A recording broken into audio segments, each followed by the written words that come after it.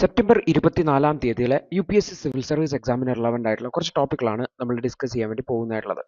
അതിൽ ആദ്യത്തെ കണ്ടന്റ് എന്ന് പറഞ്ഞു കഴിഞ്ഞാൽ, അതായത് സെക്സ് അബ്യൂസ് കേസുകൾ പോക്സോയുടെ പരിധിയിലേക്ക് വരും എന്നുള്ള രീതിയിലാണ്, പ്രത്യേകിച്ചും ചൈൽഡ് സെക്സ് റിലേറ്റഡ് ആയിട്ടുള്ള മെറ്റീരിയൽ കാണുന്നത് വരെ. അപ്പോൾ അതിൻ്റെ പേര് മാറ്റണം എന്ന് പറഞ്ഞിട്ടുണ്ട്. അതായത് പോർണോഗ്രഫി കണ്ടന്റ് എന്നതിൽ നിന്ന് child sexual exploitive and abusive material എന്ന രീതിയിലേക്ക് മാറ്റണമെന്നും സുപ്രീം കോടതി പറഞ്ഞിട്ടുണ്ട്. അപ്പോൾ നമുക്ക് നോക്കാം എന്താണ് ഈ ഒരു പോക്സോ കേസുമായി ബന്ധപ്പെട്ടുള്ള ഈ ഒരു പ്രധാനപ്പെട്ട സുപ്രീം കോടതിയുടെ നിർദ്ദേശം എന്നുള്ളത്.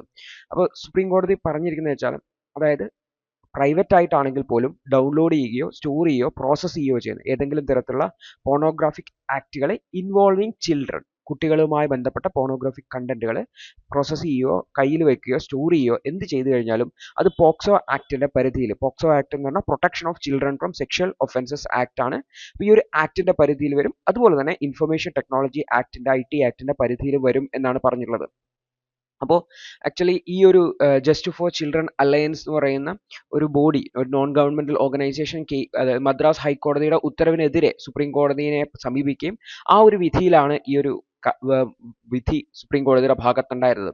അപ്പോൾ മദ്രാസ് ഹൈക്കോടതിയിൽ ഈ ഒരു വിഷയം വന്നിട്ടുണ്ടായിരുന്ന സമയത്ത്, അതായത് ഒരാളുടെ മൊബൈലിൽ അയാളുടെ സ്വകാര്യതയിൽ അദ്ദേഹം ഇത്തരത്തിലുള്ള പോർണോഗ്രാഫിക് മെറ്റീരിയൽ സ്റ്റോർ ചെയ്യുന്നത് പോക്സോ ആക്ട് പ്രകാരം ശിക്ഷാർഹമല്ല എന്നുള്ള രീതിയിലാണ് ഹൈക്കോടതി പറഞ്ഞിട്ടുണ്ടായിരുന്നത്. പക്ഷേ സുപ്രീം കോടതി ഈ ഒരു വിഷയത്തെ സീരിയസ് ആയിട്ട് കൺസിഡർ ചെയ്യുകയും പോക്സോ ആക്ടിൽ ആവശ്യമായിട്ടുള്ള അമെൻമെന്റുകൾ നടത്തണമെന്നും അതിനു പകരം ഈ ഒരു ചൈൽഡ് പോർണോഗ്രഫി എന്ന വാക്കിന് പകരം CSEAM എന്ന വാക്ക് ചേർക്കണം എന്നാണ് പറഞ്ഞിട്ടുള്ളത്. അതായത് CSEAM എന്ന് പറഞ്ഞു കഴിഞ്ഞാൽ നമ്മൾ നോക്കിക്കഴിഞ്ഞാൽ അതിന്റെ ഫുൾ ഫോം ആയിട്ട് നമുക്ക് child sexual exploitive and abusive material എന്ന വാക്ക് ചേർക്കണം എന്നാണ് പറഞ്ഞാൽ കുറച്ചുകൂടി ക്ലാരിറ്റി ഉണ്ടാക്കാൻ വേണ്ടിയിട്ടാണ്. അപ്പോൾ ഈ ഒരു പോക്സോ ആക്ടിൽ മാറ്റം കൊടുത്തുകൊണ്ട് ഗവൺമെന്റ് ഉടനെ തന്നെ ഒരു ഓർഡിനൻസ് പ്രൊമൽഗേറ്റ് ചെയ്യണം എന്ന് പറഞ്ഞിട്ടുണ്ട്. പാർലമെന്റ് ചേരാൻ കാത്തു നിൽക്കേണ്ട, ഓർഡിനൻസ് ഇമ്മീഡിയറ്റ് ആയിട്ട് പ്രൊമൽഗേറ്റ് ചെയ്യണം എന്ന് പറഞ്ഞിട്ട് ആവശ്യമായിട്ടുള്ള അമെൻമെന്റുകൾ പിന്നീട് നടത്തണം എന്നും പറഞ്ഞിട്ടുണ്ട്. അപ്പോൾ നിലവിൽ ഈ ഒരു ചൈൽഡ് പോർണോഗ്രഫി എന്ന് പറഞ്ഞ വാക്കിന് പകരം CSEAM എന്ന വാക്ക് യൂസ് ചെയ്യണം എന്നും നിർദ്ദേശം നൽകിയിട്ടുണ്ട്. അപ്പോൾ എന്താ ഈ CSEAM എന്ന് പറഞ്ഞാൽ, അതായത് child sexual exploitative and abusive material എന്നുള്ളതാണ്. ആ ഒരു ക്രൈമിനെ കൃത്യമായിട്ട് റിഫ്ലക്റ്റ് ചെയ്യുന്ന രീതിയിലുള്ള വാക്ക് യൂസ് ചെയ്യണം എന്നാണ് പറഞ്ഞിരിക്കുന്നത്. അപ്പോൾ എന്തെങ്കിലും തരത്തിലുള്ള കുട്ടികളുമായി ബന്ധപ്പെട്ട അബ്യൂസ് ചെയ്യുന്ന രീതിയിലോ ഉള്ള പ്രവൃത്തികളെല്ലാം തന്നെ CSEAMന്റെ പരിധിയിലേക്ക് വരും എന്നുകൂടി പറഞ്ഞിട്ടുണ്ട്. അതേസമയത്ത് കൺസെപ്ഷ്വൽ ആയിട്ടുള്ള അഡൾട്ട് ആക്ടുകൾ ഇതിന്റെ പരിധിയിൽ വരില്ല എന്നുകൂടി പറഞ്ഞിട്ടുണ്ട്. അഡൾട്ട് ആക്ടുകൾ ഇതിന്റെ പരിധിയിൽ വരില്ല എന്നുകൂടി പറഞ്ഞിട്ടുണ്ട് എന്നുകൂടി ഓർത്തു വെക്കാം. അടുത്തൊരു വാർത്ത എന്ന് വെച്ചാൽ ഇന്ത്യൻ ചെസ് ഒളിമ്പ്യാഡുമായി ബന്ധപ്പെട്ടാണ്. ഇന്ത്യൻ ചെസ് ഒളിമ്പ്യാഡിൽ ഇന്ത്യൻ സ്പോർട്സ്മാൻസ് വലിയ മികച്ച പെർഫോമൻസ്, ചെസ് പ്ലേയേഴ്സ് വലിയ പെർഫോമൻസ് ആണ് കാഴ്ചവെച്ചതെന്ന് വന്നിട്ടുള്ള എഡിറ്റോറിയലാണ്. ബ്രീഫായിട്ട് എവിടെയാണ് നടന്നത്, എന്താണ് സംഭവം എന്ന് മാത്രമേ നമ്മൾ നോക്കുന്നുള്ളൂ, ഇൻ ഡീറ്റെയിലേക്ക് പോകുന്നില്ല. ഓക്കെ, അപ്പോൾ ഇന്ത്യ ചെസ് പ്ലേയേഴ്സിന് എക്സ്ട്രാ ഓർഡിനറി ആയിട്ടുള്ള ഒരു വിജയമാണ് ഈ ഒരു ബുഡാപെസ്റ്റിൽ നടന്നിട്ടുള്ള ഈ ഒരു ചെസ് ഒളിമ്പ്യാഡിൽ എന്നുള്ളതാണ്. അപ്പോൾ ചെസ് ഒളിമ്പ്യാഡിൽ ഇന്ത്യ ഡബിൾ ഗോൾഡ് ആണ് വിൻ ചെയ്തിട്ടുണ്ടായിരുന്നത്. വളരെ റെയർ ആയിട്ട് അച്ചീവ്മെന്റ് മാത്രമാണ്.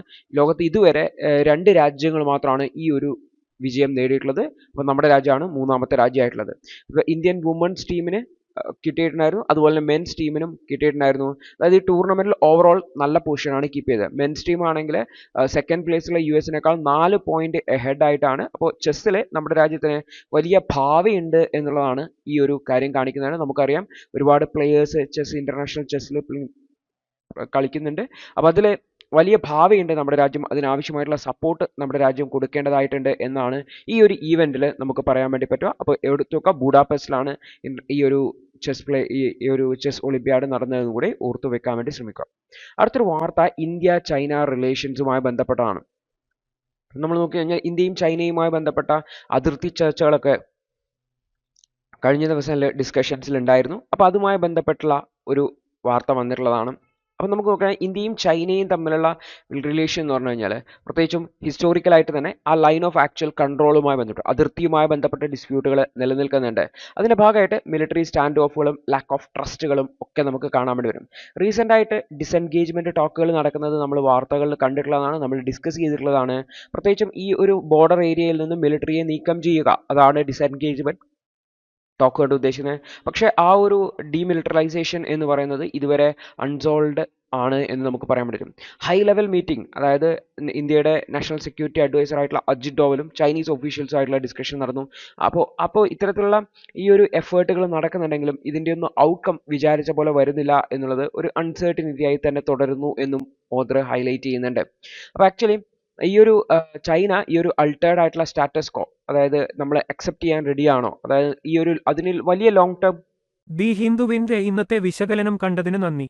നിങ്ങൾക്ക് ഇത് സഹായകരമായെന്ന് വിശ്വസിക്കുന്നു. ഇന്നത്തെ ബാക്കിയുള്ള വാർത്തകളുടെ വിശകലനത്തിനു വേണ്ടി ഞങ്ങളുടെ ന്യൂസ് അനാലിസിസ് ക്ലാസ്സിൽ ജോയിൻ ചെയ്ത് പഠിക്കാവുന്നതാണ്.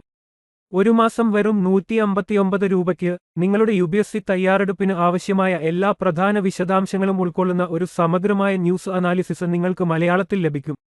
കൂടാതെ സിവിൽ സർവീസിനു വേണ്ടിയുള്ള ജനറൽ സ്റ്റഡീസ് ക്ലാസുകൾ കൂടി മലയാളത്തിൽ മനസ്സിലാക്കി പഠിക്കാൻ ഞങ്ങളുടെ ലേണേഴ്സ് അൺലിമിറ്റഡ് ക്ലാസ്സിൽ ജോയിൻ ചെയ്യാം.